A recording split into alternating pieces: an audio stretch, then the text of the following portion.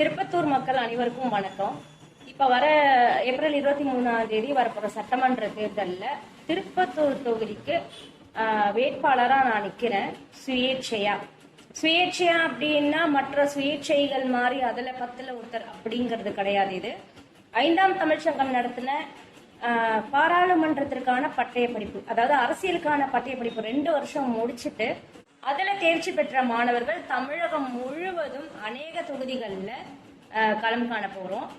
அரசியலுக்கான படிப்பு, தமிழர்களோட வரலாறு, தமிழர்களோட அரசியல், தமிழோட அரசியலே உலக அரசியலா மாறினது, அதுவே இப்ப வரைக்கும் கண்டினியூ ஆயிட்டு இருக்கிறது. இது எல்லா விஷயங்களுமே படிச்சு அதுல தேர்ச்சி பெற்று அதுக்கப்புறம் இப்ப நாங்க எல்லாருமே தமிழகம் முழுவதும் சுயேட்சைகளா இறங்கியிருக்கோம். எதற்காக நாங்க அப்படின்னா, கடந்த 700 வருஷமா தமிழகத்தை தமிழர்கள் ஆளவில்லை. என்ன இப்படி சொல்றீங்க அப்படின்னு கேட்கலாம். ஆனா நீங்களே தேடி பாருங்க, இப்ப வரைக்கும் யார் தமிழர் நம்மளை ஆண்டுட்டு இருந்தது, யார் தமிழர் நீங்க தேடி பாருங்க. இப்ப வரைக்கும் யாரும் தமிழர்கள் ஆளல. அதனால தமிழ்நாட்டை தமிழர்கள் தான் ஆளணும் அப்படிங்கிற அடிப்படையில நாங்க எல்லாருமே களமிறங்கியிருக்கோம்.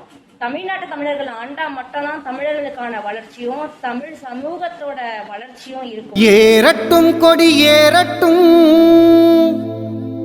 திறக்கட்டும் விழி திறக்கட்டும், தமிழர் படையொன்று எழுகிறதே, வாழட்டும் தமிழ் ஆளட்டும். ஏறட்டும் கொடி ஏறட்டும், திறக்கட்டும் விழி திறக்கட்டும், தமிழர் படையொன்று எழுகிறதே, வாழட்டும் தமிழ் ஆளட்டும்.